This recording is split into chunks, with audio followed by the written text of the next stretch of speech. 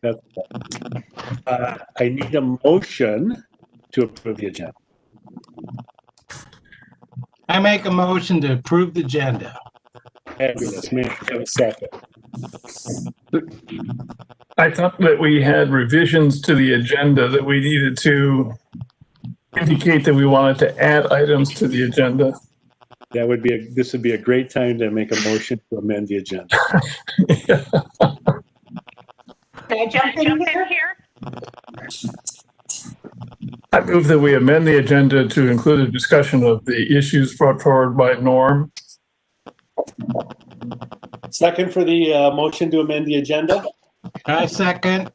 I think, though, we have additional amendments too, right? Steve, you sent a note that would require, or that should be included in the amended agenda. I didn't think I could move to include my own item, so I chose not to add that. I would move to add Steve's note to the agenda as well. Second on that new. Second. Can you remind us what that was?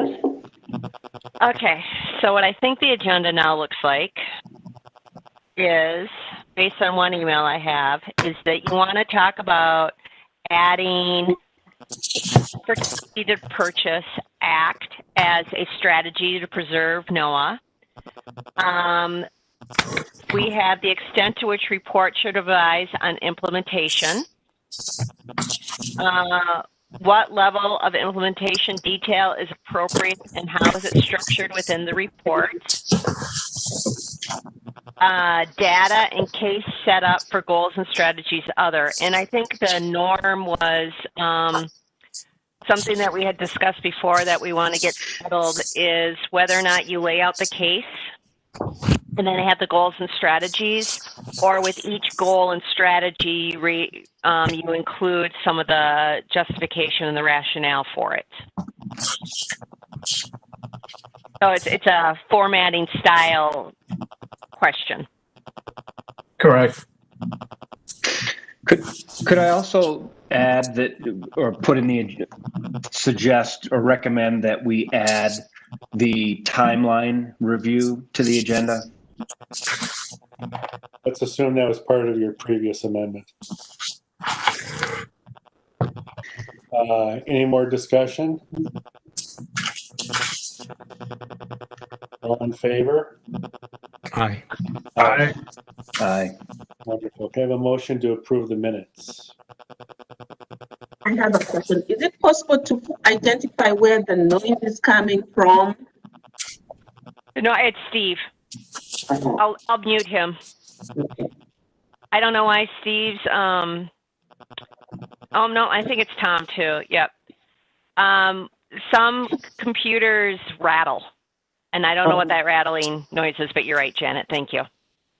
So we might need to stay muted until you need to talk, which means you have to just have your finger ready to unmute yourself, because I may mute you. Can I have a motion to approve the agenda?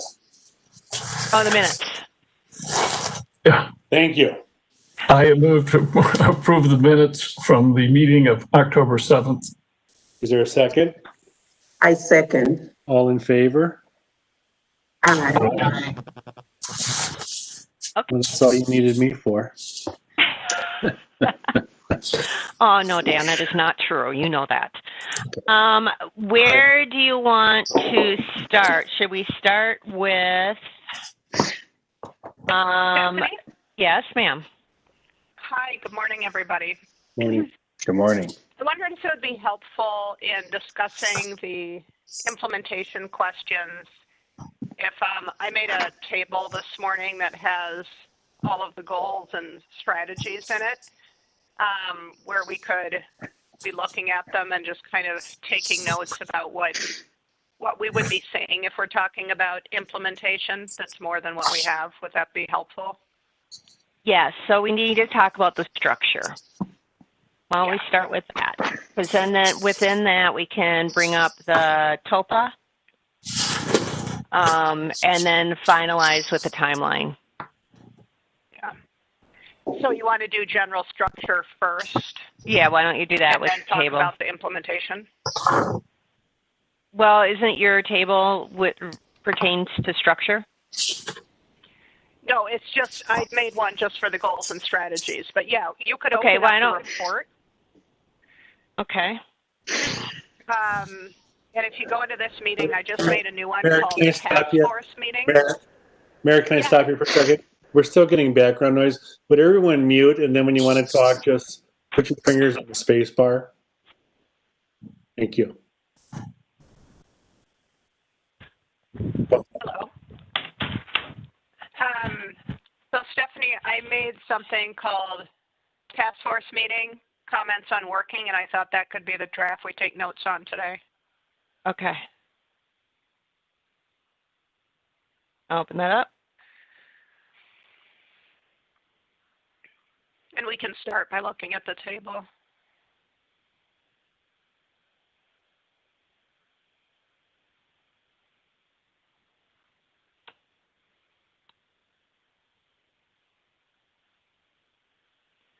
All right. Do you all see it?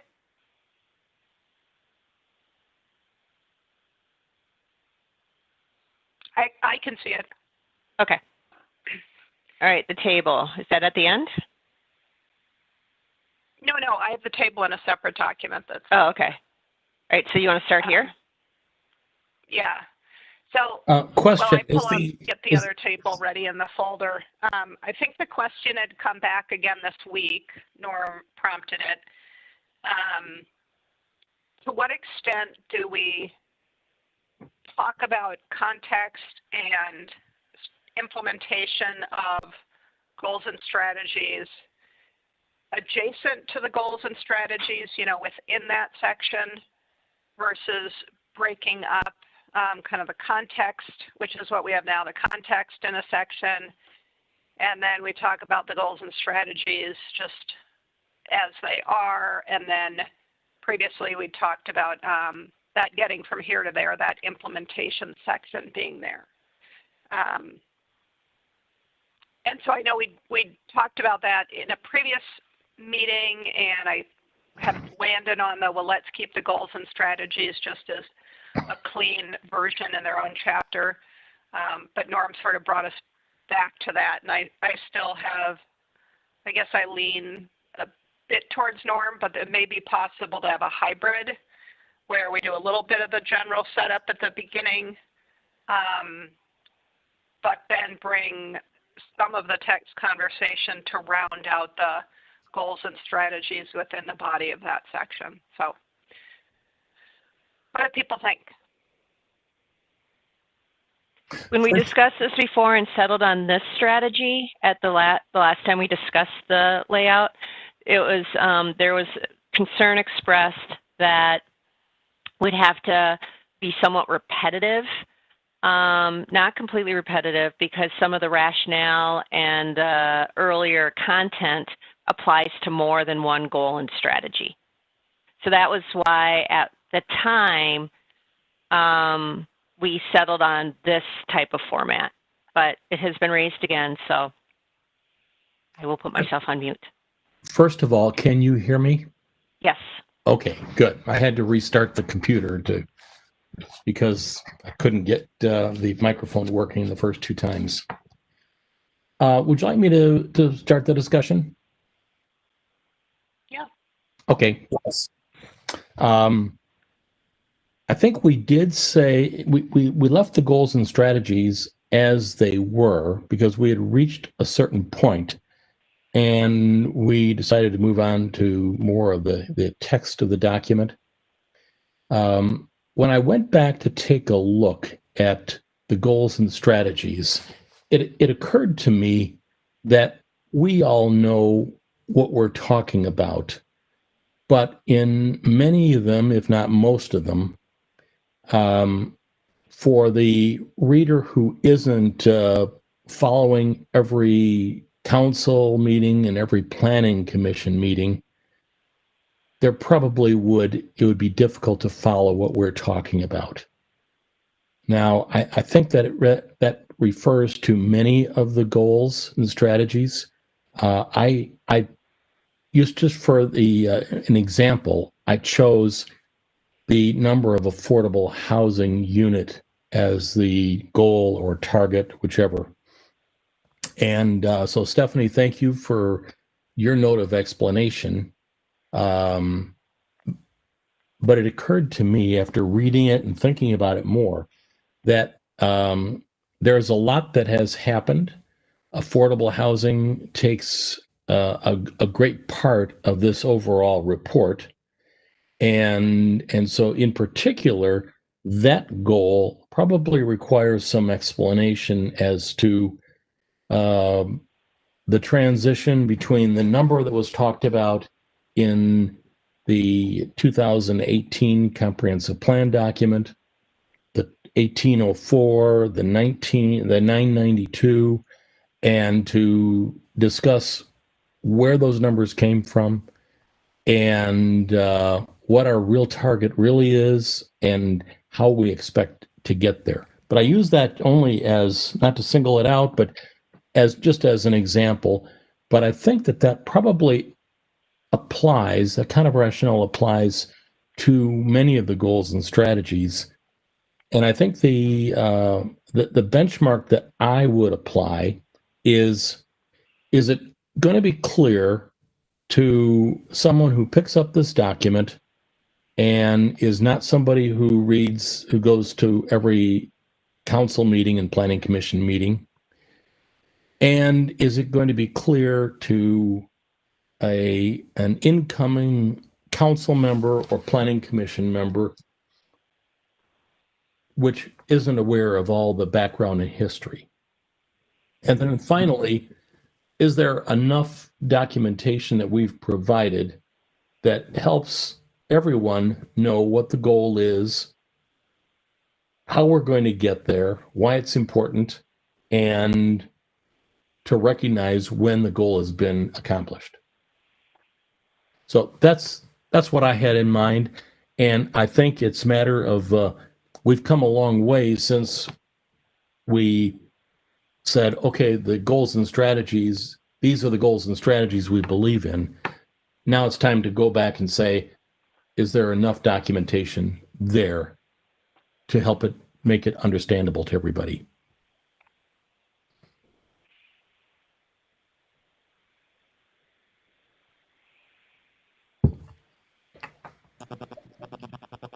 How do others feel about that? I agree with Norm. Can you hear me? I can hear you. Okay. I just tried some experiment with my computer. Anyhow, I'm thinking if this is a 10-year document, there'll be numerous people over the years look at it. And I have 5 councils between now and 10 years from now because of elections. So I kind of agree with Norm. You know, I like to get the whole thing in one spot as opposed to look all over a document trying to piece it together. So I'm in agreement with Norm.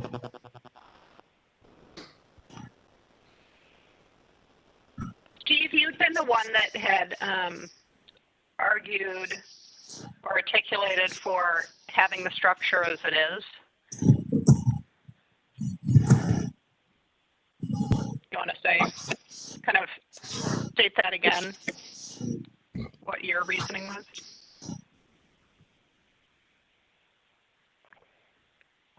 Sorry, Mayor, were you addressing me? You're kind of breaking up. Yeah, Steve. Yep. Well, I don't know that the test of this document is that any layperson be able to pick it up and read it and understand it. This is a document that's being prepared for the city council. It will certainly be read on occasion by somebody else, but I think for the most part, it will be read by the city council and the staff. And those folks are going to have a fair amount of familiarity with the terminology and the concepts being discussed. I think if we try to incorporate all that Norm has suggested, we have a couple of different issues. One is complexity, and I think Stephanie touched on this. We're going to have a lot of repetition. I think it makes more sense to try to set the stage for our goals and recommendations in a coherent, upfront introduction, and then have people be able to easily read the goals and strategies. I think right now we have a lot of text just within the goals and strategies, but I think it's manageable. I think you can clearly distinguish a goal and clearly distinguish strategies. If we try to create a complete exposition for every goal and an implementation plan for every strategy, we're going to create something that's totally unwieldy, that no one will have the energy to plow through. I would argue for simplicity. So Steve,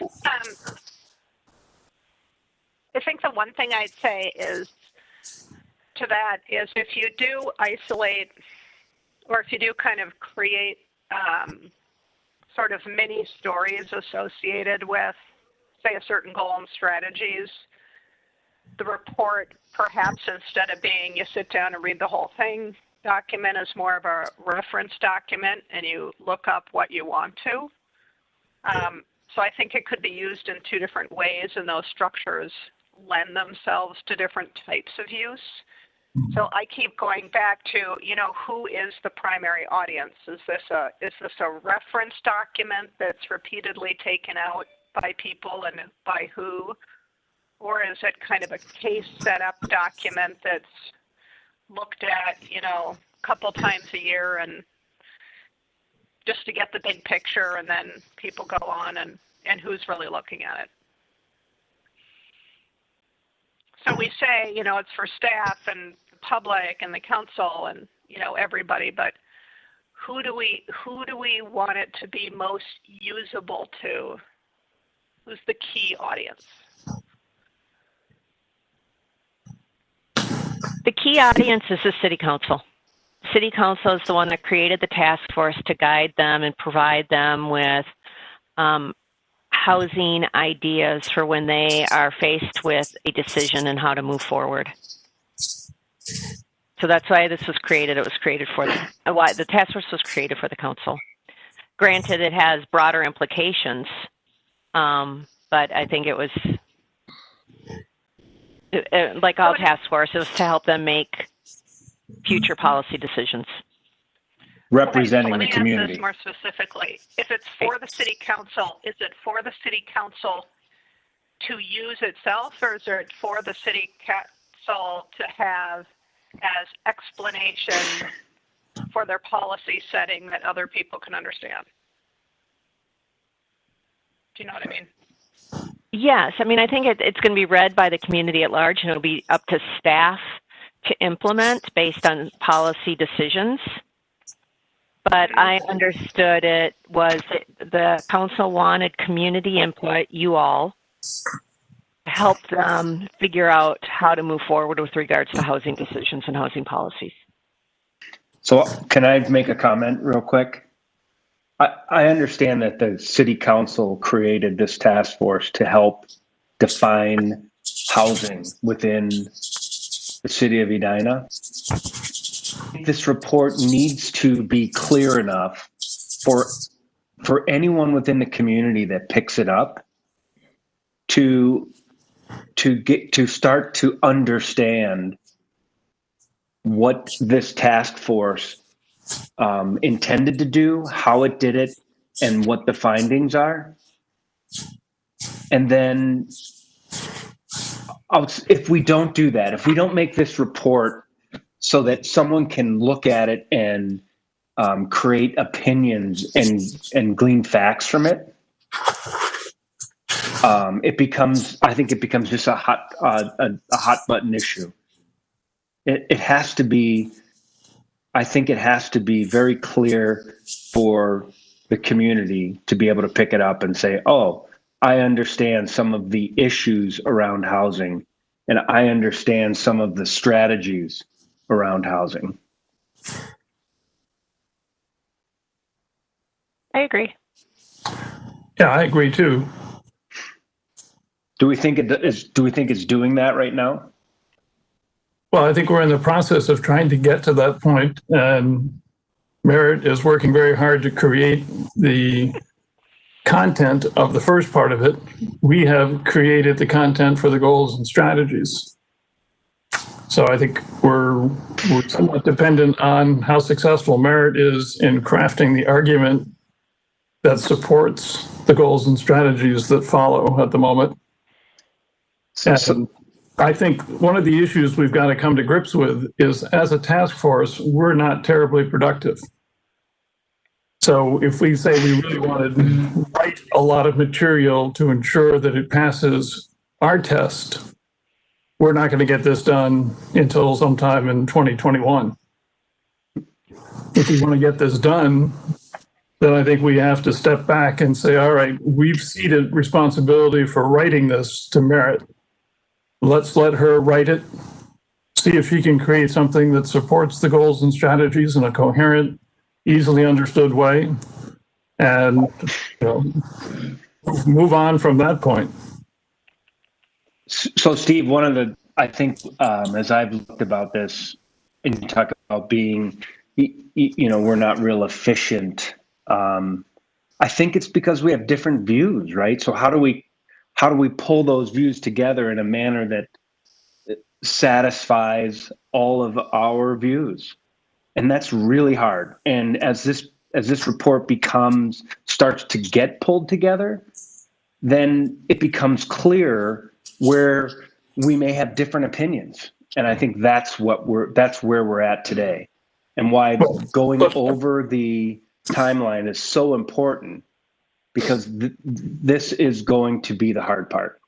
All right, but let's step back.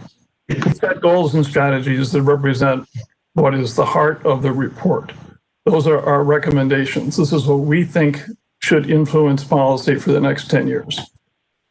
And we have to do work to go back and provide all the rationale for that, so that others and how to get there. Yeah. But I want to make sure that we're clear that we have already, as a task force, agreed on the goals and strategies, that we're not trying to reinvent our policies. So when I look at the strategy that Norm used in his example, and I think about this report, and we're saying support all growth, right? That's not the exact term that's in the strategy. But when I look at that goal or strategy in the context of how this report is coming together, I got to tell you, I don't know how we do that. How do we support all growth? All planned growth. That's what it says. All planned growth. And so as this report is coming together, I think we need to be willing to massage that a little bit.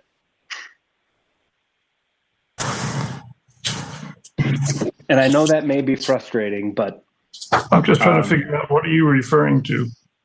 Support all planned growth. Is that part of our current goals and strategies? Yes. It is.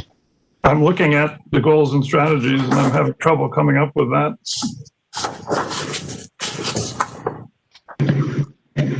While everyone's looking at their document, I guess I just wanted to weigh in and say I agree with Steve that elegance and simplicity, I think, should be our goals in this report, so that it is usable. I mean, I think we need to understand that this isn't going to be the final word on these topics. We're not doing like the final treatise and then we're just going to close the book and it's going to sit on no one else will speak on these topics for 10 years. I mean, I think we're a task force creating a set of recommendations and hopefully what we're creating is an active document that will spin off additional work by the city. I mean, that would be our best case scenario, is if we made suggestions for implementation and further work and further study that are actually move forward. And it wasn't just a huge unwieldy document on somebody's shelf, that they bring down every once in a while and to try to reference. I mean, I think if it's an active, more like, even like a long memo is like what I'm thinking. I mean, I don't think we need to provide, I think providing context, and I think providing some context for every goal on why, but I think it can be a paragraph, I guess, and maybe that's going to the hybrid model, but, where we just remind people why we're doing it. But I mean, maybe I'm just speaking for my demographic, but I don't see a lot of Edina moms firing up the full 400-page task force report. I just don't. So I just, so I think we've got to really think about making it something that's usable and really like an action document versus a reference document or a thesis or a book. I mean, it's really meant to be like a memo to the council on what we've analyzed and, in my mind, and how we expect to go forward. And of course, we can reference documents and provide further study and that sort of thing. But that, to me, that should be in an appendix. But the report itself, I vote for elegant and bullet pointed and easy to read versus lots of long paragraphs. I mean, I'm finding it unwieldy as it is, and every time there's a new version of it. So I'm not super excited about adding another 50 to 100 pages of text.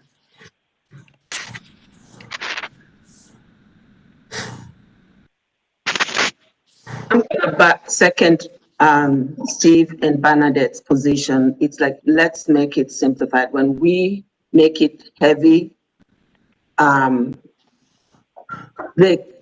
regular average fifth grader level education constituency isn't going to read that document. And for what purpose are we doing? Let's apply the journalism text, which says, write an article for someone with a fifth grade level of education. Anyway, I know that's not true about the demographic we are in or the citizens of Edina.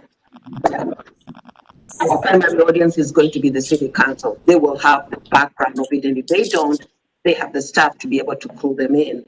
Stephanie has been here throughout the process. Can break it down for whoever needs more details beyond what is on there. But yeah, we are belaboring this project and it's not moving. And it's not that we should move it faster or fast track it just to fast track it. But the goal is, why are we doing all that is the question. What is the value? But if city council is our audience, the primary audience, let's focus on that, and then they will have the benefit of breaking it down or shelving it if they can't explain it to the constituents. So.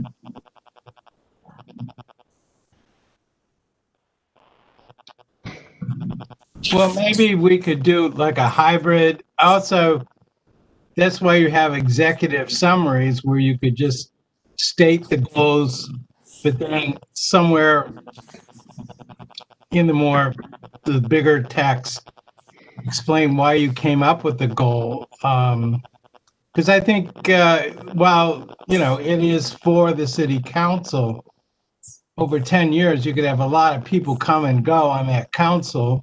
A lot of people, Stephanie might win the lottery and then there'll be a new planning person. And so maybe a hybrid version, because I think there are some things that could be, if you just throw it out as a goal without an explanation, either people may not understand it or they may, it may sound very controversial, and with some explanation, calm their nerves a little bit. And I know that with Norm and Steve and Joe, we've worked with a lot of subgroups and gotten a lot of as a subcommittee, gotten a lot of information, and I think that should somehow be conveyed someplace in the process. I agree, you don't want to write War and Peace here. Thanks, Tom. But I just don't want it so simple that it's just a 2-page memo without any understanding, especially, the members of the council have different perspectives. They pick up on things differently. And, you know, there are people in the community that read this stuff and live by it, and they'll advocate one way or the other. So I don't want it so streamlined that nobody really understands why we did what we did. I don't think anybody is arguing that we should not have rationale that makes people feel comfortable with how we arrived at the goals and strategies. I think the two proposed structures are to try to make that case up front and then list the goals and strategies, or to take each goal and strategy and provide a full explanation for each one. And I happen to think that the former approach is just simpler and easier for the reader to be able to focus on one thing at a time so that they can see, okay, this is their argument, and then here's what they're recommending. Otherwise, I think you're going to get a lot of duplication.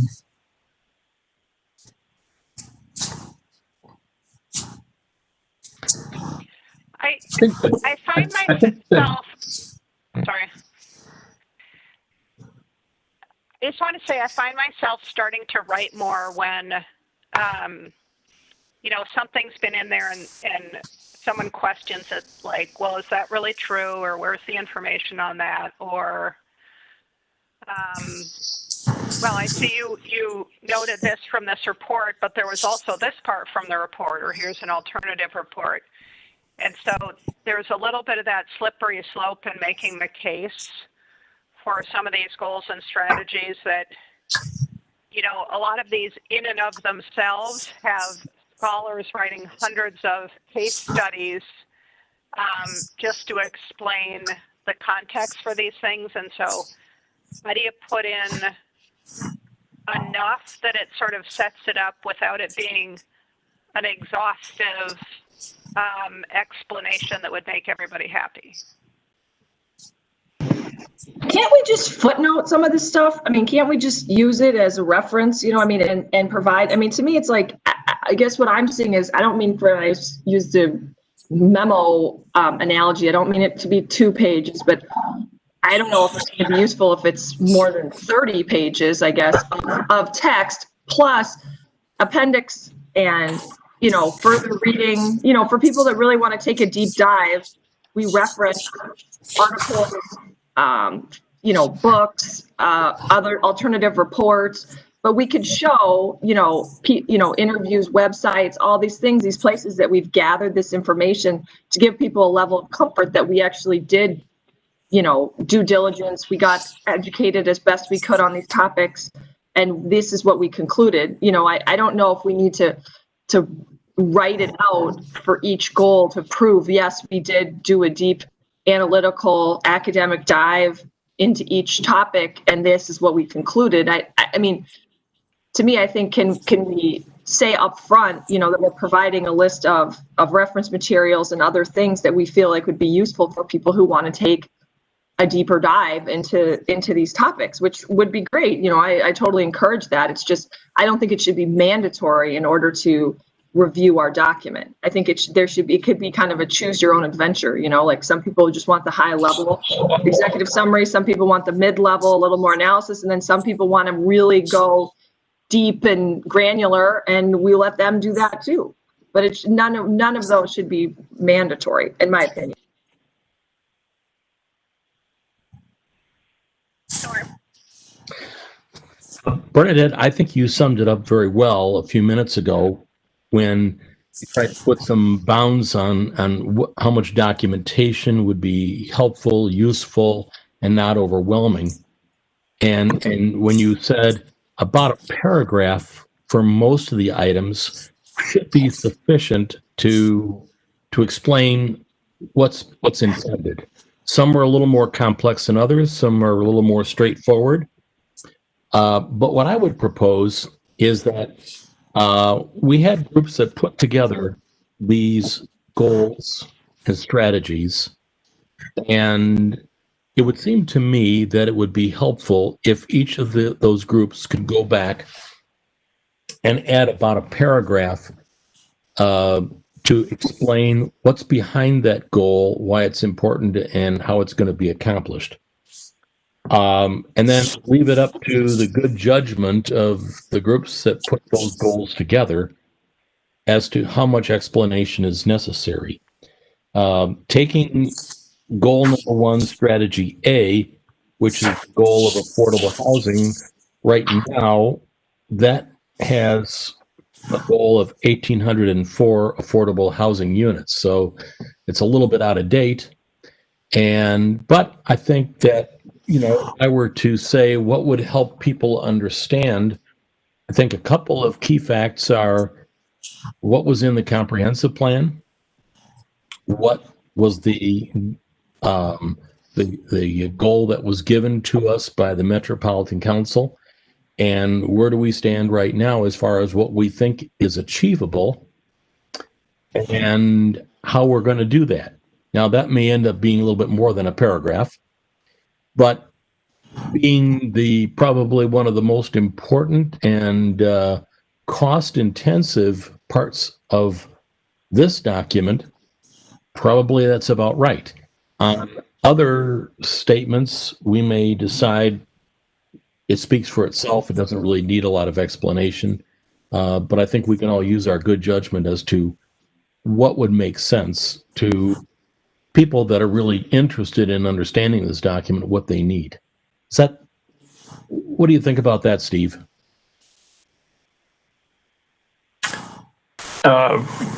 Again, from a practical standpoint, I don't know that we have time to have the individual key issues teams go back and hold a meeting, spend time in that meeting discussing what the paragraph might look like, then commissioning somebody on that team to go write that paragraph and then bring it back to that group and have them review it, chew over it, propose revisions to it, and then ultimately bring it back to this group for final approval on the language. And that seems like it's probably at least a 2-week process, if not a 3-week process, just to get it back to this group. And this group doesn't usually just take things at face value and wants to make some revisions. So again, I would suggest that recommended course of action is probably going to take us a month to accomplish. We've spent a lot of time talking about this. Just to use the example that we've got here of goal 1A, that's pretty cut and dry. The Met Council set a goal of 1,804. They subsequently revised it to 992.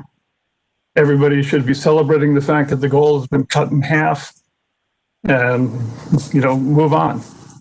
I don't know. I can certainly write an appendices that will provide people with a detailed explanation as to how the Met Council arrived at those numbers, and I'd be happy to do that.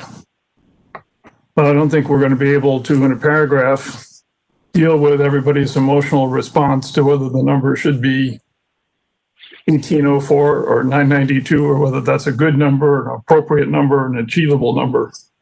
From my perspective, it's the number. We've been assigned it, and our mission is to try to figure out how do we best accomplish that. What strategies can we identify that might move the game forward? The same is true for all of our other goals. How do we address the concern that it's achievable? Recognizing that it is a goal and it is a wish. It is not something that the Met Council has said, if you fail to achieve this number, you will not get any more funding as a city and we will decommission you as a city. It simply puts it out there as, here's what we think is the number that you should be striving to achieve. Well, I'm going to respond to Joe. I mean, goals are set, but there are intervening events that can change that outcome and not make it achievable. I.e., we just had COVID that has thrown so many things off track. We can write a goal and aspire and work as hard to achieve it, but then if other things happen, it makes it unachievable. So I don't think we should focus on how can We will try to achieve it, but making sure that we achieve it, that's an impossible request to make. I'd like to add a couple of things. I think Janet made a good point. We don't know what's in the cards for the future. I kind of like to say, my fear is if we have a goal of 992 and somebody comes in and pushes us up to 1,100, is somebody else going to put the kibosh on the whole deal because, oh, well, that's over our goal and we're done. And I've seen that with planning documents before, where the planning document is used to stop projects that are worthwhile and needed. I look at the 992 as, if the city of Edina is supportive in the zoning and some local financing and support of individual projects, they could get to 992. There is a recognition that it requires state and federal funding as well. And we don't know what kind of recessions or booms we're going to have in 10 years. So I would say that we're still, 1804 is an ideal, 992 is a realistic goal. And I would hope that Merit writes it in such a way that there's some flexibility.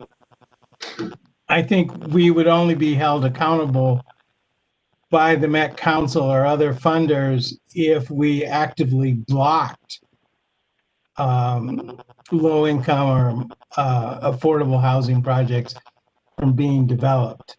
And so to me, it's a flexible goal. It's not like the city of Edina and we'll all get fired if we don't meet the goal.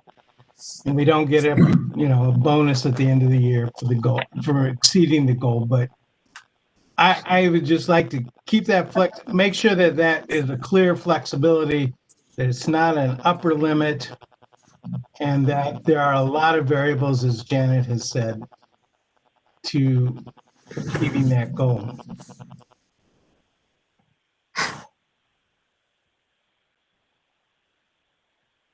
Steve had his hand up.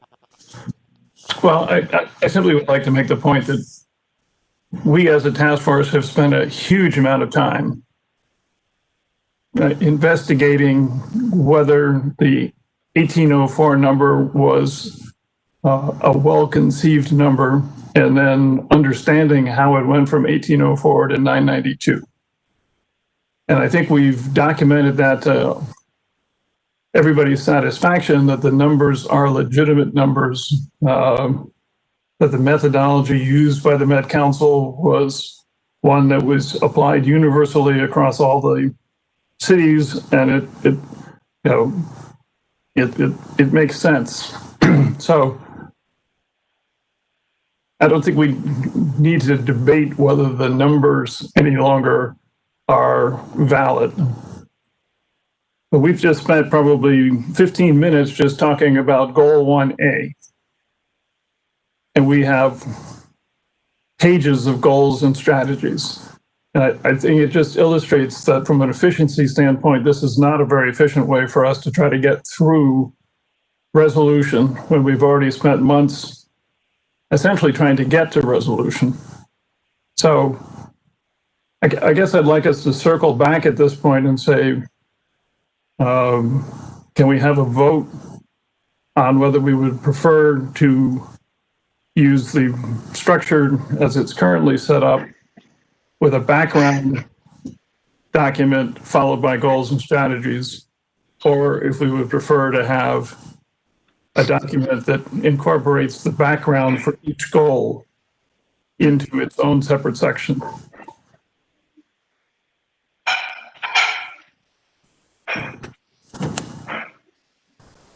Norm? Just to add a little bit of clarity to that, to state that there is a goal, I think that that's fine. And it's been approved by the council, and that's fine. So I think that's got to be accepted. The element that I would expect to see added to this, to any strategy, is if it's important to achieve, which I think we would all agree that the 992, we wouldn't be putting it in our document if we didn't think it was important to achieve. Yep. There ought to be a minimum of an explanation of what has to happen to make that goal a reality, and not to go into a great amount of detail, but at least to say this has to be accomplished through partnering with outside organizations to build 100% affordable housing, or we have to have inclusionary zoning projects that are part of a market rate structure or project, and based on the history of what's been developed so far, how many of those projects would be required to deliver 992?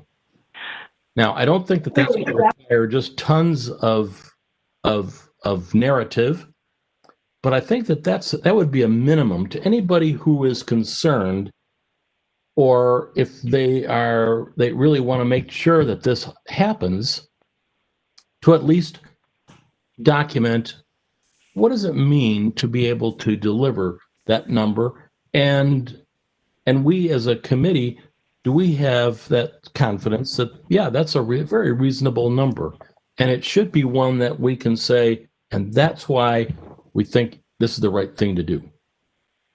May I add, the report does, right after priorities for future housing, goals and strategies, there's a section getting from here to there. So you have some of that already in there. You have housing tools and that you came up with, and I think there's in there partnering, everything you said, partnering with nonprofits, housing revenue bonds, low-income housing tax credits. So you have a section on page 39, starting getting from here to there, housing tools, other tools, innovative tools, and matrix of tools. So I think that's been covered, or I think that is being covered.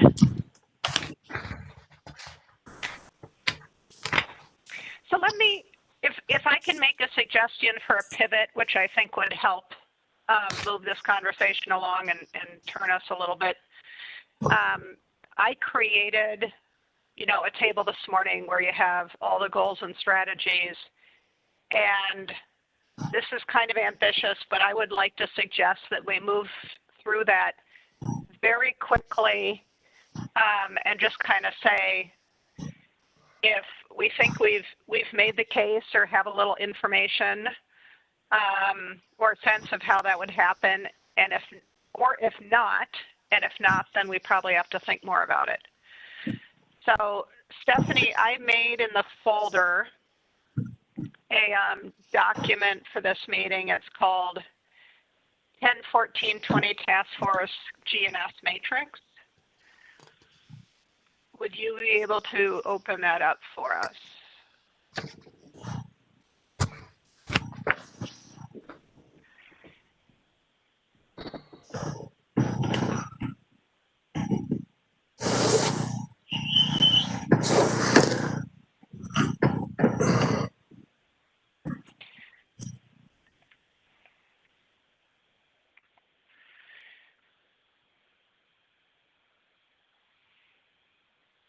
All right, so we can see here it's just goals and strategies, and so what I would like to do is just very quickly go through these, and Stephanie, I can type, or you can. Are you okay typing in here? I am, if you don't mind typos. Okay, so let's start right off. Promote affordable and attainable housing. First thing we say, prepare an implementation report. And that seems like, to me, a very specific activity and something almost like Norm's describing. So we don't create an implementation matrix, but one is created as our very first strategy in the report. So Is that fine? We leave it, we've sort of made the case. Anything else to say on it?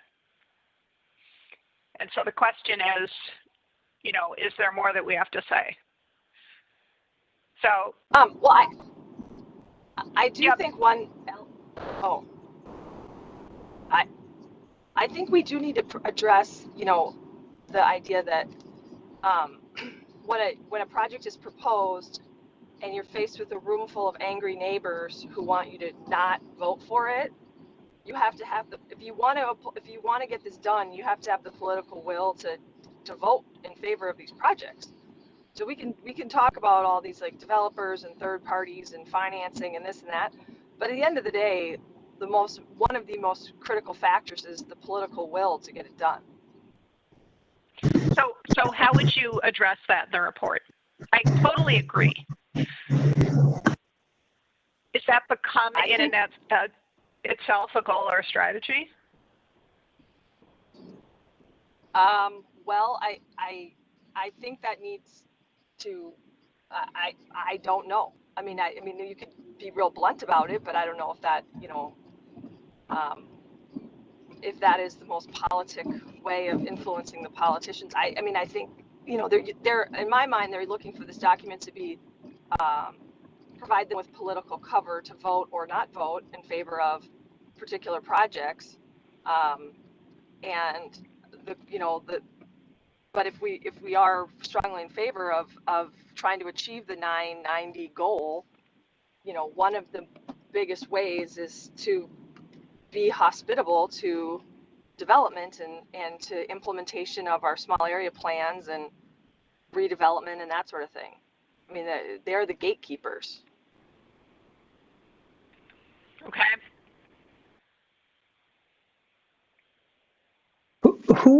When it says prepare a housing implementation plan as part of the goal, who prepares that? That'd probably be staff.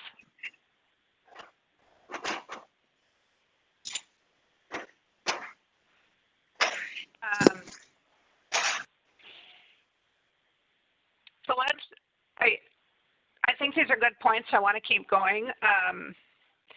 So next one, development of new housing options to accommodate diverse needs of people of different age households. Can I just say something, Merritt, before we move on? I think just a brief statement or somewhere, where did that 1804 or 992 come from? And we should say, right. It was the Met Council that's approved by the city of Edina, because otherwise it looks like a number pulled out of the air. Yes, that is good. That is previously in the report, and I'm working on that part. So, okay. So 2A to me seems very generic and kind of about the whole report in and of itself. Merritt? Hello, Merritt. Yeah. Back on number 1, I took a look at the housing tools section, and we've got a statement in there. I don't know if it's accurate or not, but it says that a total of 98 new affordable housing units have been developed and approved in the city between 2015 and 2018. If we're trying to have a document that gives some affirmative view of why this is a number that can be accomplished, I think we ought to include under number 1, what is it that has to happen over the next 10 years that's different from what has happened in the past? Because creating 98 units over a 3-year period won't get us to 992 over a 10-year period. So maybe there's different information that should be included under the housing tools, or include a statement here that talks about how many inclusionary housing projects or dedicated affordable housing projects would need to be accomplished in a 10-year period to reach that goal, and why is that goal and why is that plan a very doable plan? I think that's an excellent way of stating it, and I think that really that's exactly what the city council is looking for. I mean, I think they're looking for a report that says, well, you got to get this done, and this is how you got to get it done. And so just start voting on it, and you can reference the plan to say, well, they thought about this a long time, and they said this is how we have to get it done, so we're going to vote on this. That's my sense, and I think kind of trying to just use that approach of breaking down those units and relating them back to the goals and strategies and saying, you know, which of these are going to advance that is a worthwhile exercise, and I think I'd like to spend a little bit of time with that myself. And see what I come up with. You know, are we making that case or aren't we? Because we say a lot of general things, but I'm not sure that we're maybe specific enough to your point. What's going to be different? Bernadette. I like the idea that also like the way that Norm laid that out of like what are we doing now, right.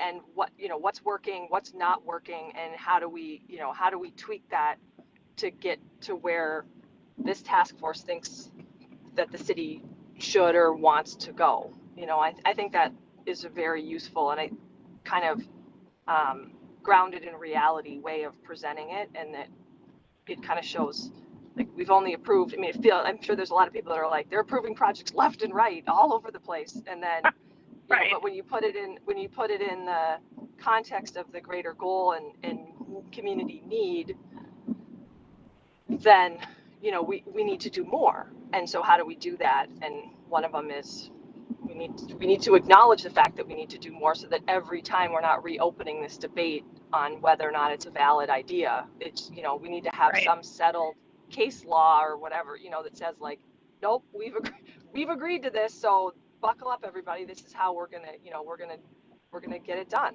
and we can't relitigate right. it every time there's a project that's proposed. Yeah, I really, and this gets back to your point, Bernadette, about, kind of the elephant in the room is that, in the face of a lot of angry opposition, things keep not happening. And I think a great example in St. Paul, the city council adopts this plan that we need more bike infrastructure.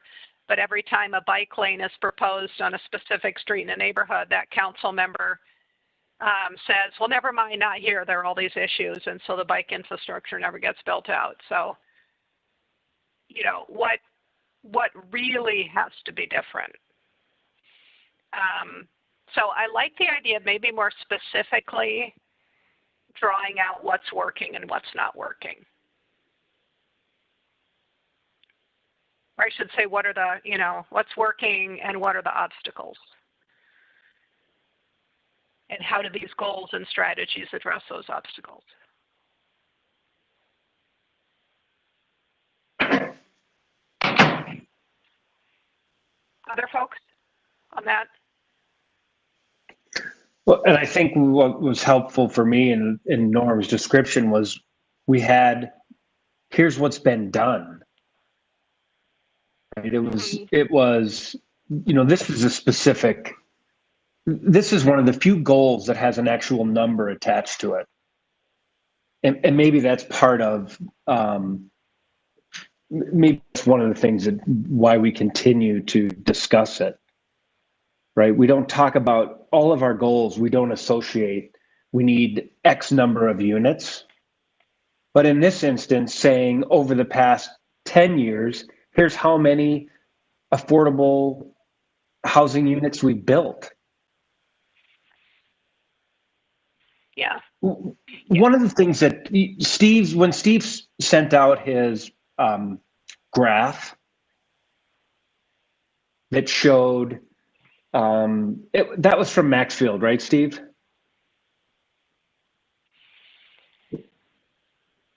Yeah, it was right. He was using the Maxfield data. So every there wasn't, as I recall, there wasn't a single category that we had the necessary stock for, right? There was demand for there was more demand than supply for all of those different areas. Yeah. So if you look at housing in Edina, generally speaking, it supports this whole idea that it's a very desirable community where people want to live. And we're talking about one section right now, which is attainable and affordable housing. And we're saying, okay, let's say we're going to meet that goal. How do we meet all the other goals? Are we saying we should meet every one of those goals? Are we willing to say that, and that we understand that will have a significant impact on the population in the city of Edina? From a housing perspective, are we trying to support all of those housing options and meet all of that demand that's out there? And this is one example that we're trying to be very specific about, because we've been given a number, an actual hard number.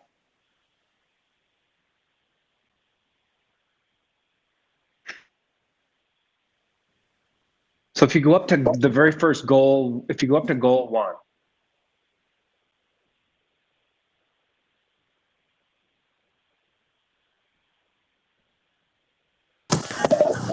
Could I share my screen? I've got a chart that I think speak directly to what Joe is talking about.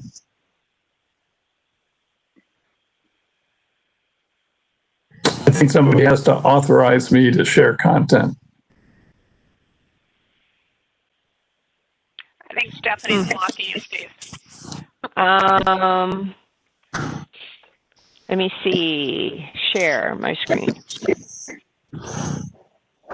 I don't know how to do that, Steve.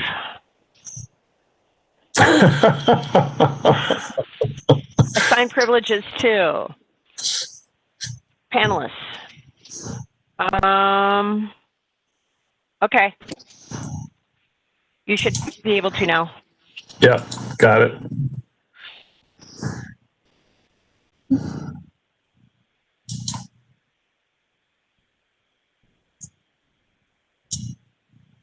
So I can't tell what you're seeing. Oh, we're not seeing it. It's not shared yet.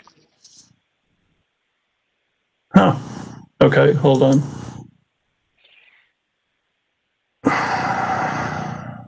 And while Steve is working on this, I want to throw one thing out, and we can park it, but just in looking generally at the goals and strategies, I think the biggest item we haven't made any case for or provided any background on yet is to promote special needs housing. So I welcome, we don't have to get into a discussion now, but I welcome people's suggestions on how we best set up that case.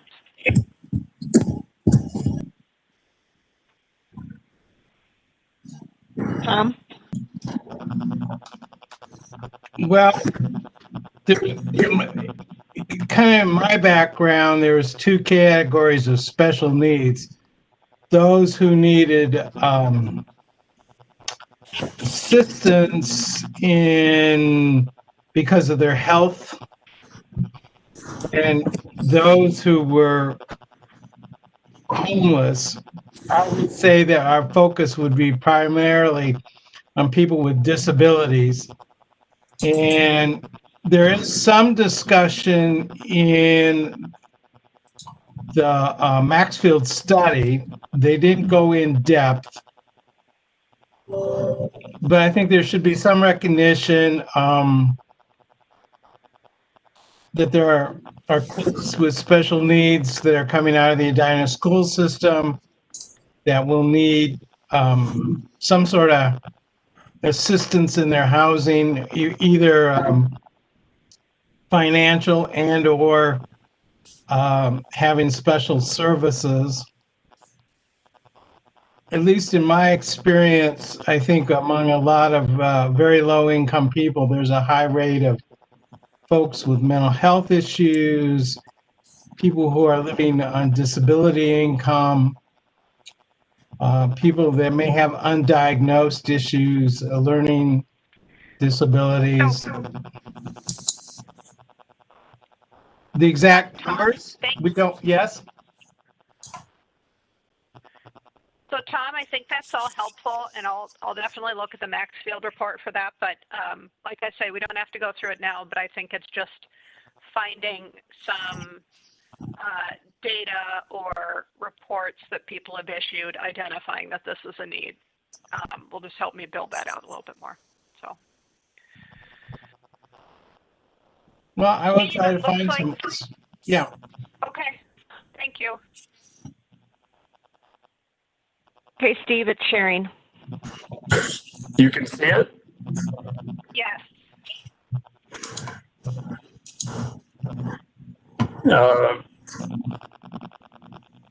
It looks very clear on my screen, but somebody let me know whether it's too large. No, it looks good on mine. I'm going to just can everybody see the full chart now? Yeah. Yeah. We Okay, can't so- see the chart. We can see. We have to scroll up in order to see your narrative underneath. Right. So the chart speaks to Joe's point. You'll see here on the right-hand side in green is the number 992, which is the goal for the Met Council.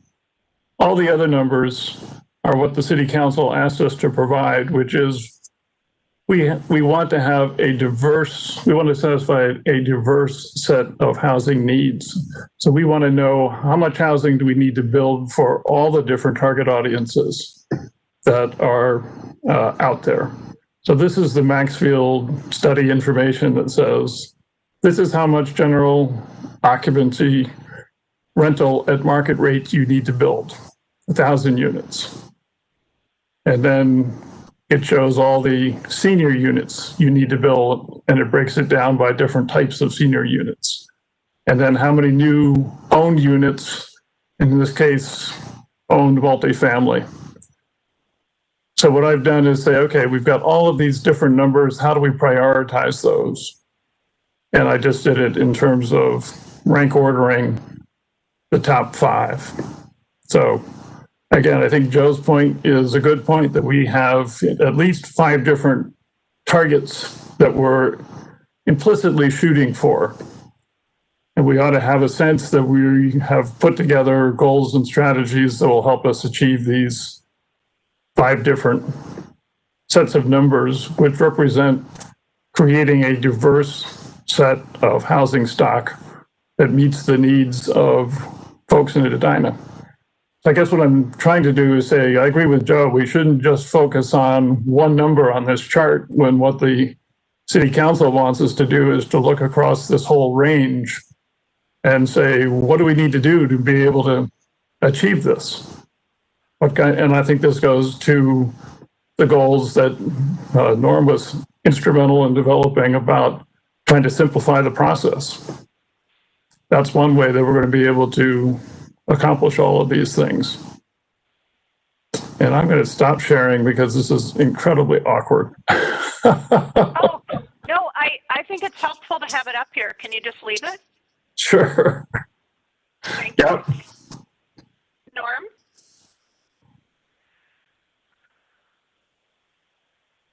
We can't hear you, Norm. I think you're on mute, Norm. I keep forgetting to unmute. Thank you.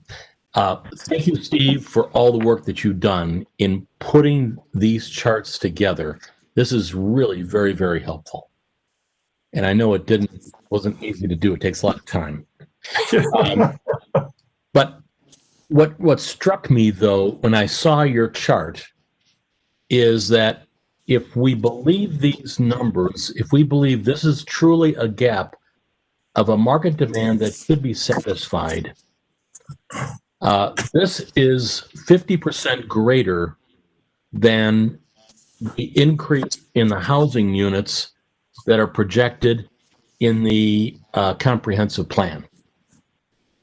And so I think this really begs explanation of, do we believe that this is accurate market demand? Do we believe that this is the market demand that Edina should be attempting to satisfy? Or do we believe that, no, we shouldn't grow that at that great of a rate, and that we're going to make a conscious decision not to satisfy that demand? However, if we decide that that is a true demand and that's what the council should attempt to satisfy, then I think that really goes along with our goal 8 of what are other cities doing, and other cities have well-defined goals of what they want to accomplish, and the city staff then directly goes to developers to recruit developers to make that happen. I think that's a key step that our task force should make to make that decision. What do we want the council to do? Does that make sense? Yes. And Norm, you're absolutely right to say we really ought to go back to square one and say, how does this set of numbers from Maxfield match with the overall projected growth? It is. Where do we? The plan calls for a growth of 3,700 housing units between 2020 and 2030.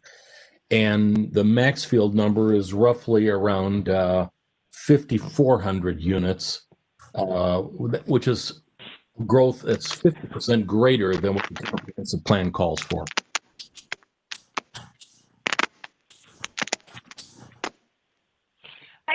Steve, I have a question on the chart. Yeah. And I can just follow up with you separately, because we'll be thinking about how to show this data in the report. Is I have a little trouble when reading this, making sure I understand what are duplicative numbers as opposed to unique. So, yeah, there's a lot of duplication on this chart. I agree with you. Right, and so maybe it's color coding or something, and you and I can talk a little bit about that, just to make sure that we're being clear. But I like the priorities at the bottom, and I'm curious how others feel about doing that as a clear kind of jump outer in the report, like, here are the priorities about new housing creation. Tom?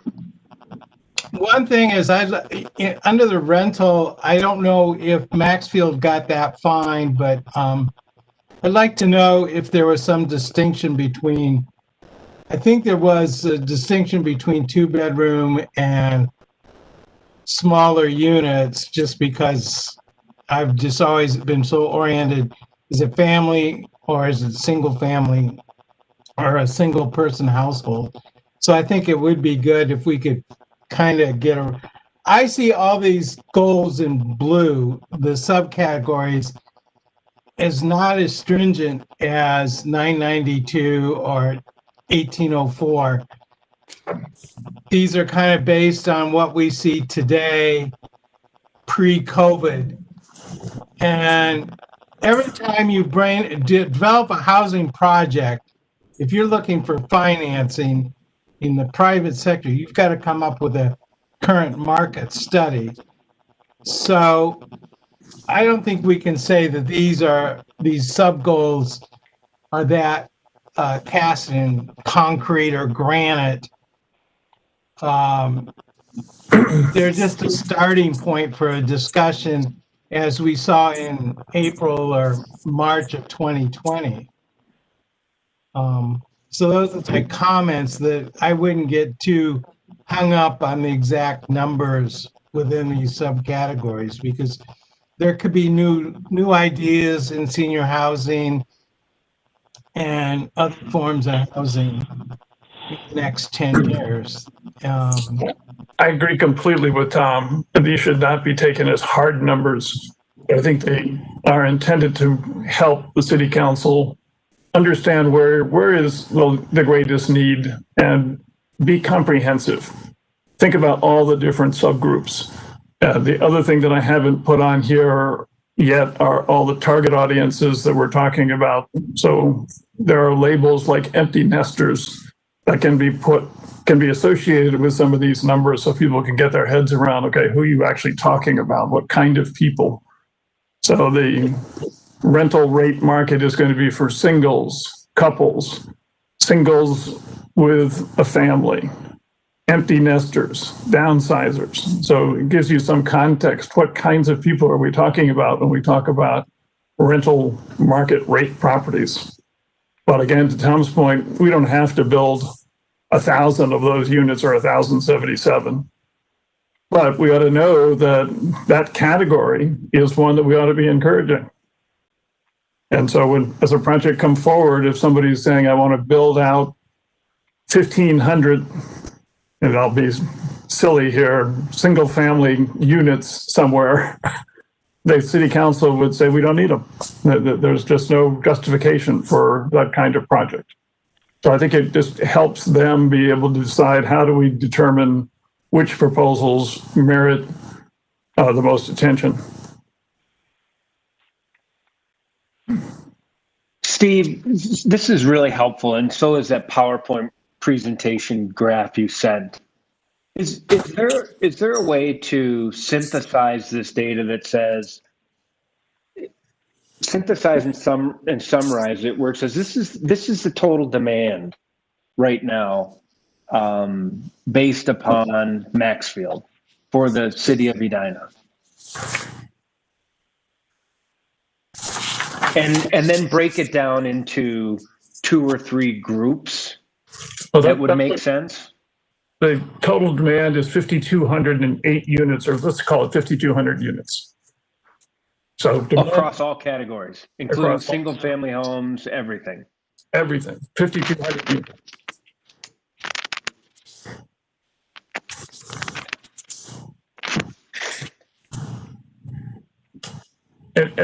And recognize that what I'm showing you here is the gap. So this is the gap between actual demand and supply. So they're saying the market's going to produce a bunch of stuff anyway. What we really need to focus on is where is there an issue? Where are there not enough units that are going to be produced by the market? And one of the big ahas here is, gee, there's a big need for rental market rate units. And as I mentioned earlier, that's going to address a number of different target audiences.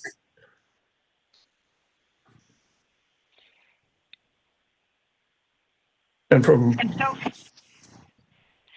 so would this suggest that if the biggest gap is in the rental market, yep, would this suggest that our occupancy rate for rental units in Edina should be very, very low?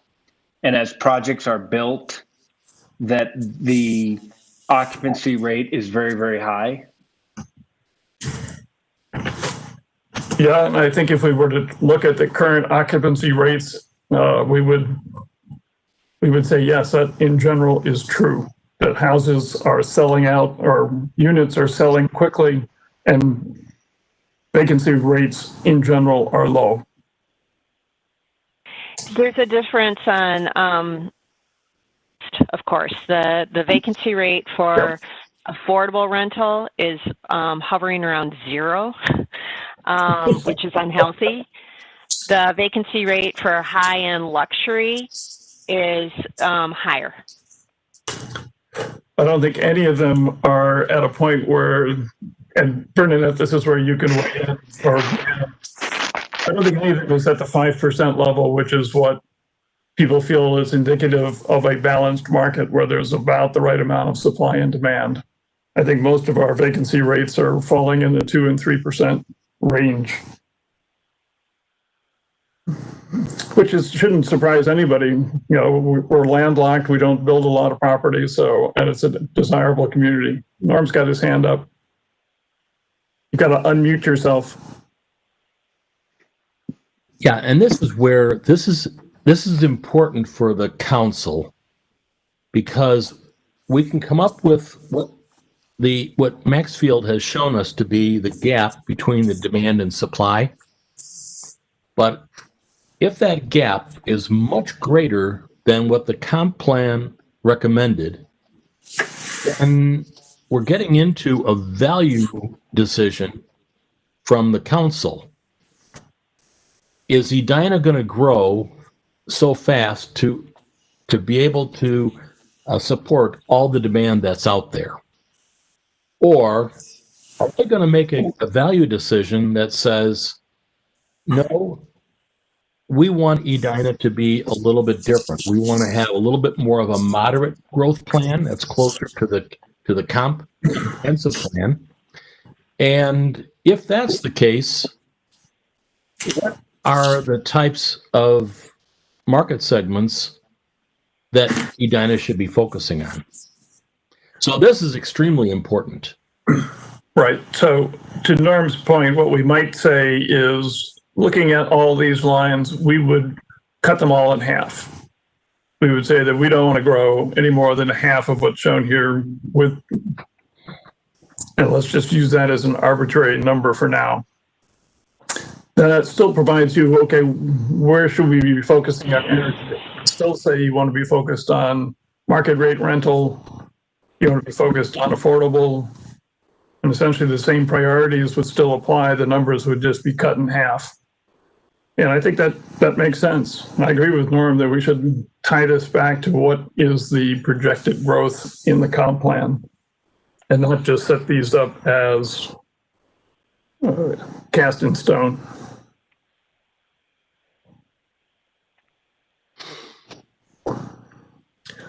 So this is an attempt to try to help with prioritization, not with setting specific targets. I totally agree. I think this is great work and provides really good sort of context for our recommendations. How do you feel about somehow capturing this conversation, right? Where we're saying, hey, obviously Edina is a community in demand. And the demand is greater than the supply. And here are the biggest areas of gaps. And it's incumbent upon the city council to make a values decision. How do they want to vote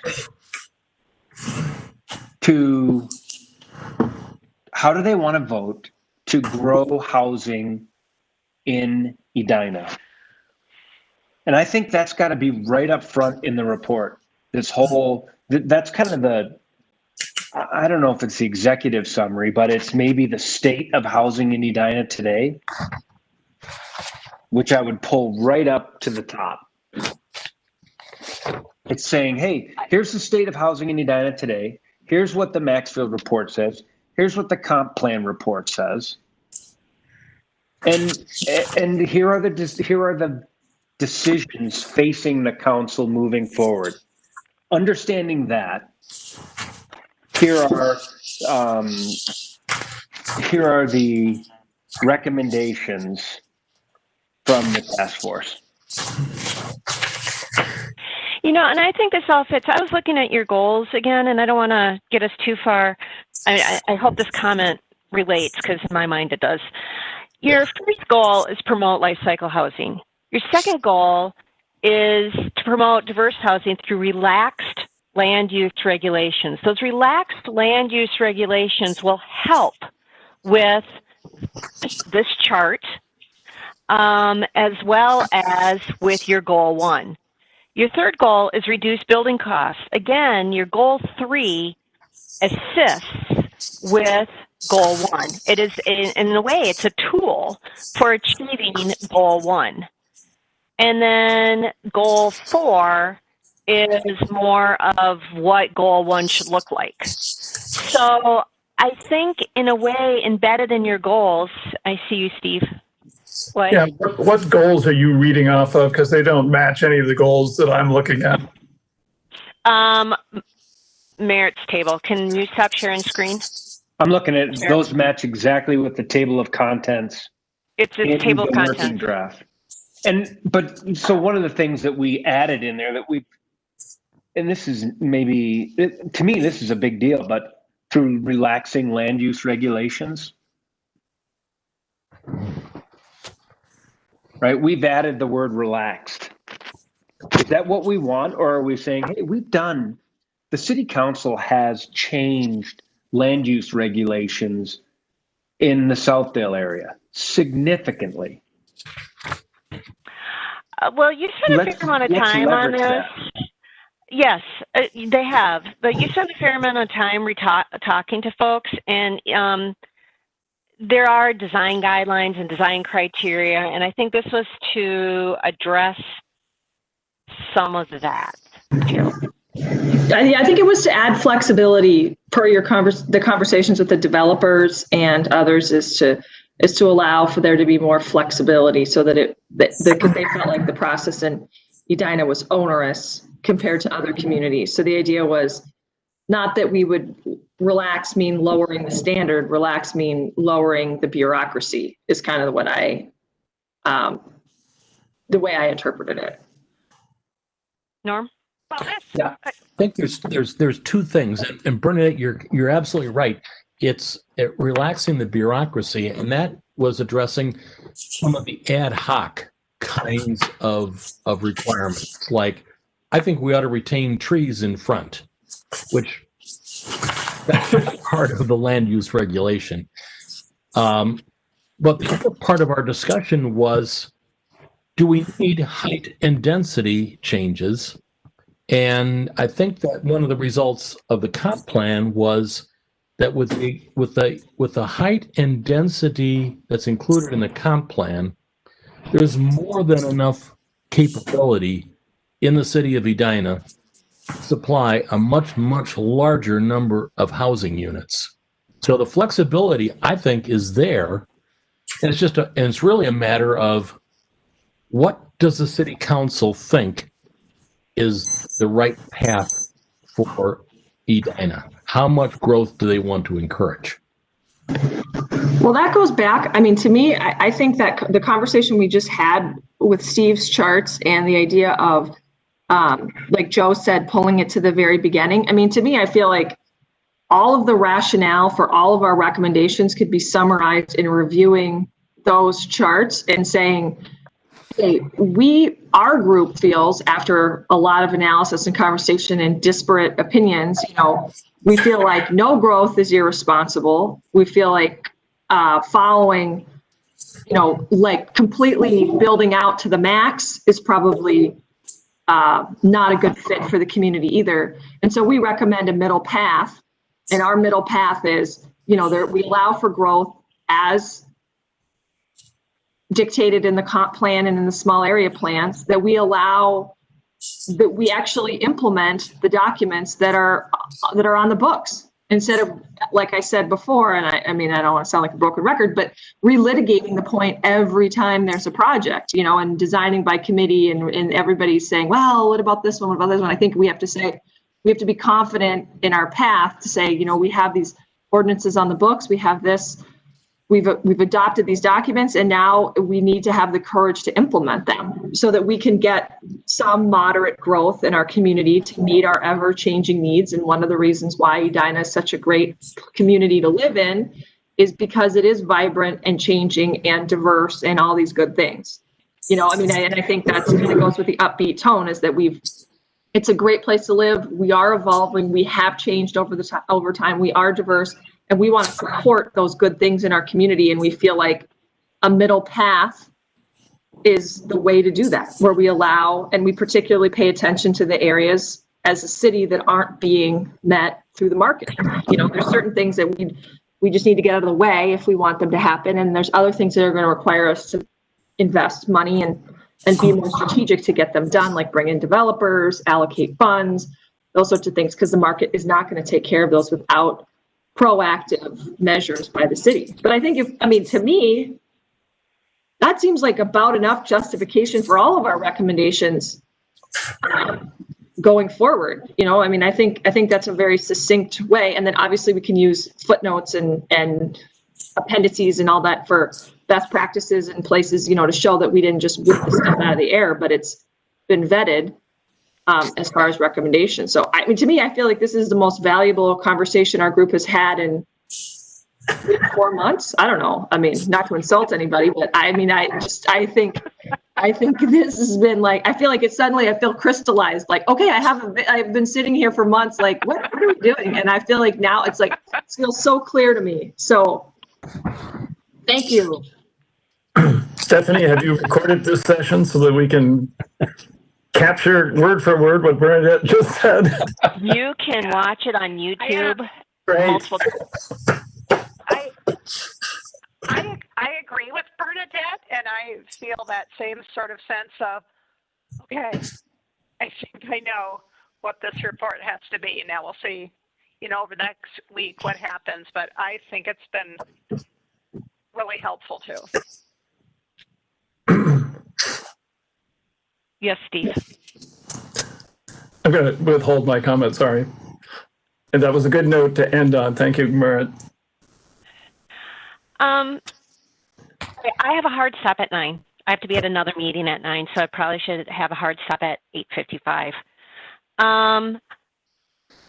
Merritt, we didn't get to your table.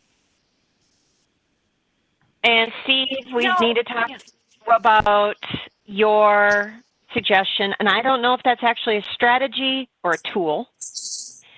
And Joe, you wanted to talk about timeline. So we have 20 minutes left and 3 topics. Considering we spend an hour and a half on one topic, I think we need to.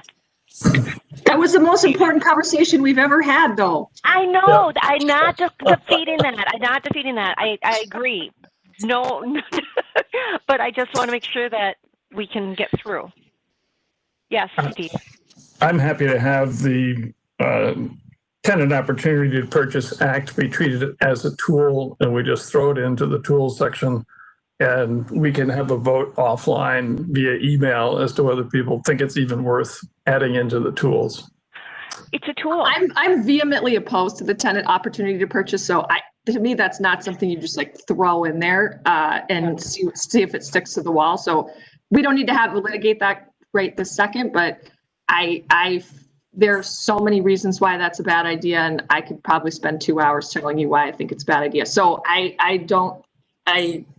it's very, very difficult, expensive to implement, time consuming.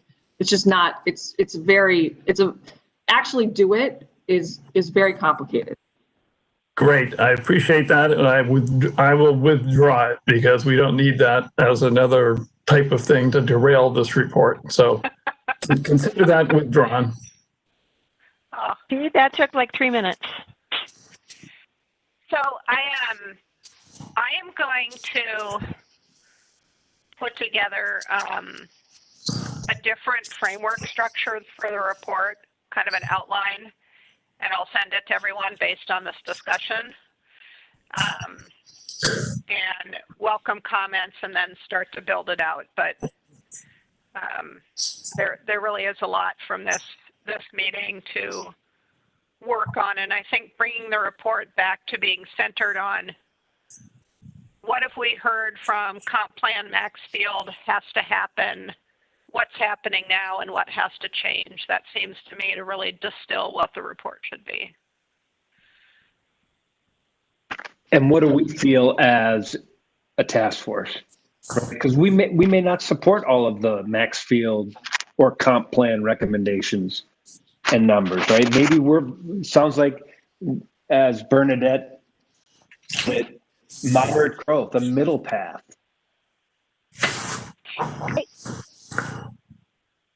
I think that's fine, and that I think somebody suggested kind of articulating that somehow in the report would be valuable to say that there are these different ranges. I don't, identifying what has to happen to change, I think will be similar, whether we're seeing it as a change that's, twofold or threefold or fourfold. You'd put the same tool in place, it's then just how much do you use it. So I guess that's maybe how I'd see it and what the report could couch it like. Norm and then Tom. Mute you. Okay. Bernadette, I remember some months ago you came back from a conference that you attended. And if I remember correctly, it was stated in the conference that no one should be investing in developing more senior housing. I don't know if I remembered that correctly or not, but when we take a look at the Steve, your chart, senior housing is a big part of what Mansfield identified as a market. Yeah, and I don't know if you recall, I pushed Mary Joel on that when she came in to present it, and I think that what I was referencing is that there's a mismatch between this category of housing and how people that are 55 and older view themselves. And many people that are in that demographic don't want to live in senior housing because they're young and hip and cool, and they don't want to live with grandmas and grandpas. They want to live in the regular community. So that, I think that's the sort of the cross problem, if that makes sense. Disconnect. Yeah, there's a disconnect. Like there's a need for housing for people ages 55 and older, and some of them want to transition out of home ownership and other things. They just don't necessarily want to move into the happy Golden Acres retirement community with everybody else. So I think that, how do you absorb that in a way that there are going to be people that want that, but then there's also people that want the active adult lifestyle, or people just want to live in general rental or condos or whatever, so I think it's just as diverse as every age band is. There's an equal amount of diversity in people ages 55 and older. And I'd just like to say that the chart that I had needs to be fleshed out to include the target audiences so that the general occupancy rental market does include empty nesters and downsizers and people who, as Bernadette said, want to lead an active lifestyle. They just want to move out of their big house and rent something so it's lower maintenance, less work. So I think we can identify that seniors do not fall just in that little subcategory that we've labeled as seniors. That's a separate group where the housing is built specifically to be age restricted. But there's a lot of other housing that will appeal to seniors that needs to be built, or the stock needs to be increased, because whether we like it or not, Edina is aging, and it's aging faster than the rest of the metropolitan area. So if we don't, as a city, do something to accommodate that, we're going to force seniors out of Edina because there just won't be any place for them to live. And that's something we'll have to make sure that we make clear in the report.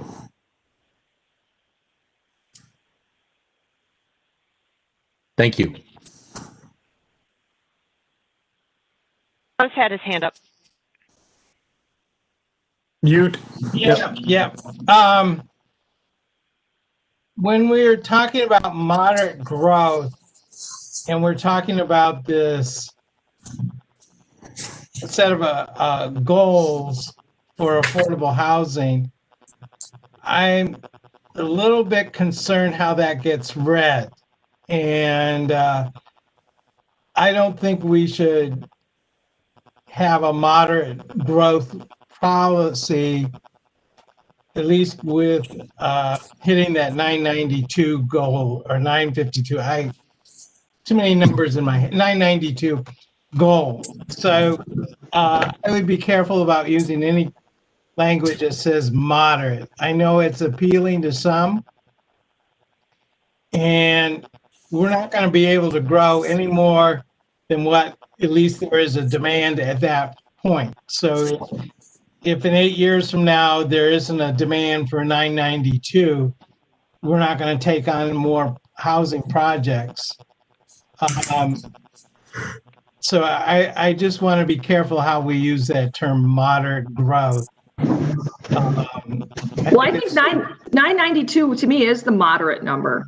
So, I mean, there are more aggressive, and I think the idea is, and I agree with you, I think it's loaded, but the idea of it, when we look at it across the board, that we're saying, you know, we should hit this goal, and then there's other areas where maybe we need to be less interventionist, or there's less active role the city needs to take, because net, the overall goal, if you add all these categories together, senior rental, home ownership, affordable, all this, between the gap between demand and supply, we're not proposing that we close every single gap identified in the Maxfield study, but we are proposing that we hit the 990 or 992 number, and this is how we propose to do it. And we feel like that is a reasonable objective for the community, and it's doable if you do these things, namely have the political will to get it done. Well, as long as there's that qualification, then I feel better about it. I would like to again see a little more breakdown between family units and general occupancy, because oftentimes it's families that have the hardest time finding housing, especially large families. But that's always a controversial group.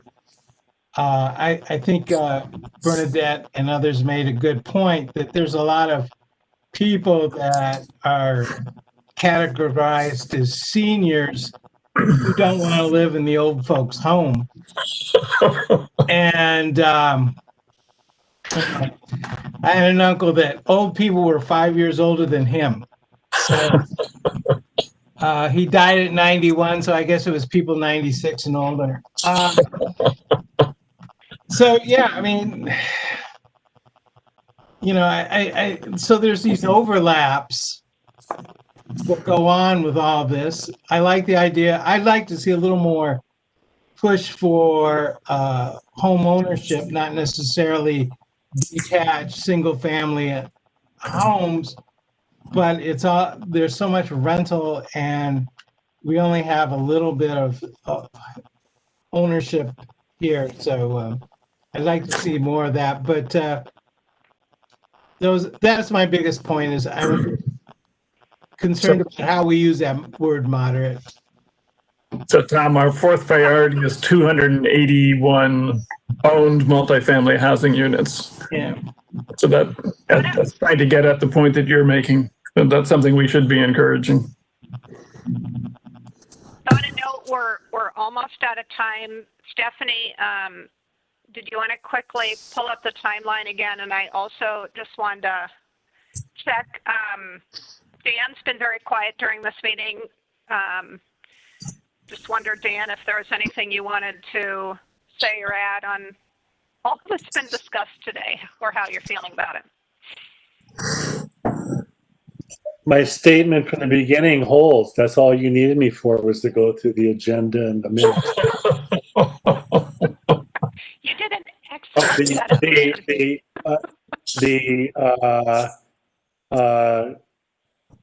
no, I don't have anything to add. It was here the whole time listening to it, and gives me some things to talk about, but thank you for asking. And Janet too. I just got entertained with the people who are hip and don't want to live in senior housing, but I do have a friend who's in that category, and I suggested to move into a 55 plus corridor, and he did not like that idea. So, well, but there are some people who prefer not to be in that exclusive club. So, I have nothing else to say, but I just like that comment today. That's all. All right, I am going to share the calendar that I sent out.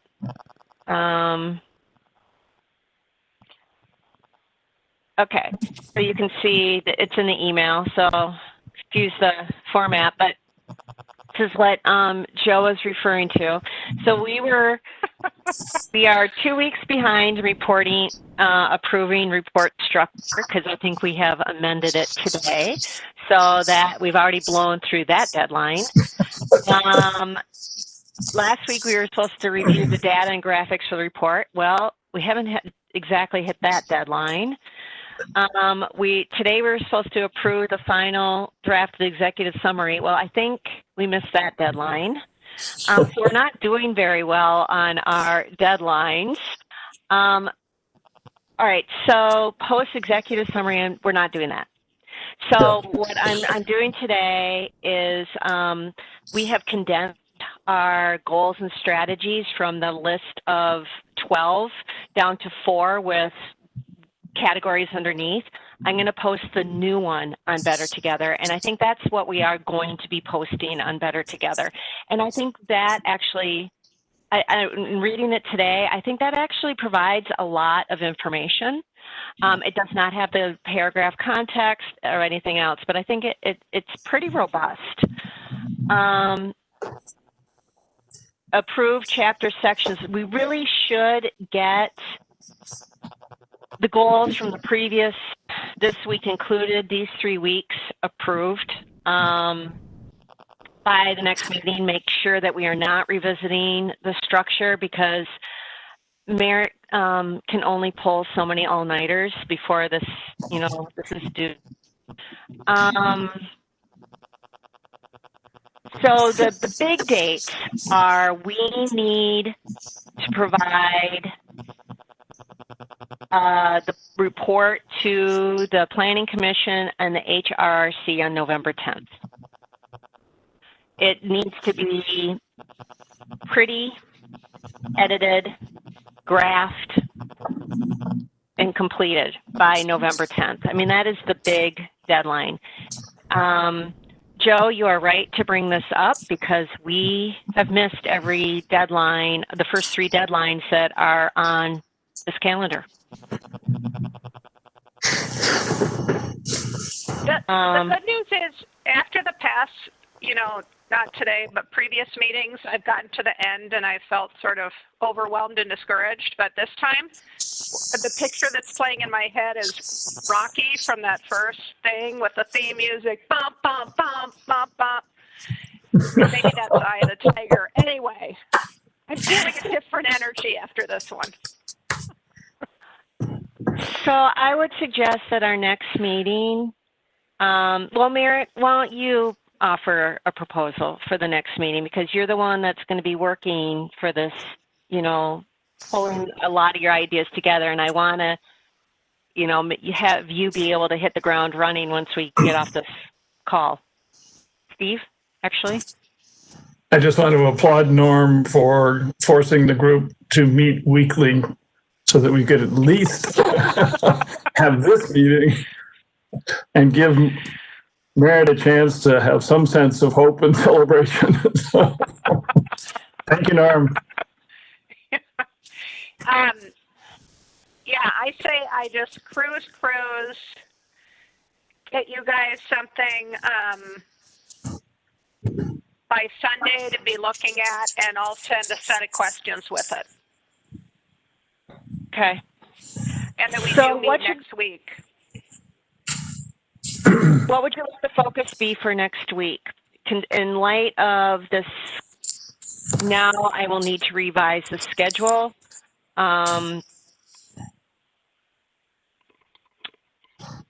Stephanie, are you saying that November 10th date cannot be moved to December? It cannot be.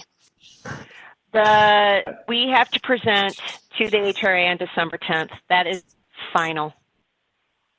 November 10th. December 10th is the HRA. December 10th is the HRA. November 10th, the report has to go to the Planning Commission and the HRRC. So I guess I'm going to take a more optimistic view of our calendar here. I feel like today we approved a report structure. So we're with goals and groupings of topics. assuming that we all take a vow not to micromanage it going forward. But I think we'll be able to maybe by next week be able to get, we spent a lot of time on the data and charts. And then I think we'll just be able to do hopefully a bunch of these approvals all at once to get back on track by the end of October. Because by October 28th, we're supposed to have approved the chapter sections. So I think I think we can, maybe got a little rocky start, but I think we'll be able to catch it all up if our good work from today is translated into the written document. I think we'll be able to leapfrog some of that. Agreed.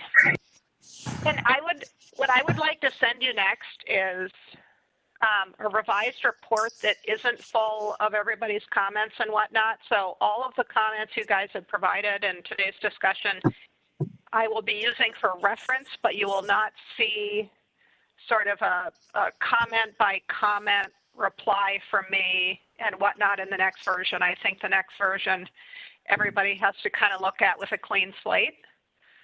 Thank you. So, which isn't to say I've not been paying attention. Merritt, I appreciate when you give me a direct link to the version you want us to look at, because sometimes I just get confused with the different dates and stuff. So if you give us a direct link, at least it helps me on my Gmail account. I appreciate that. Merritt, are you anticipating a meaningful change to the table of contents? Yes.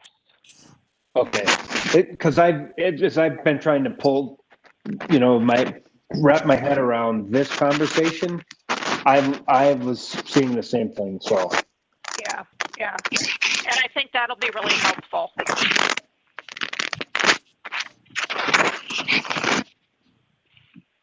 Okay. Thank you. Do you everyone. It's want been our a really great comments? Be meeting. communicating with you. Yeah, Joe? Do you want our comments ahead of time on what we heard in this? Sure. What do you mean, that you'd share,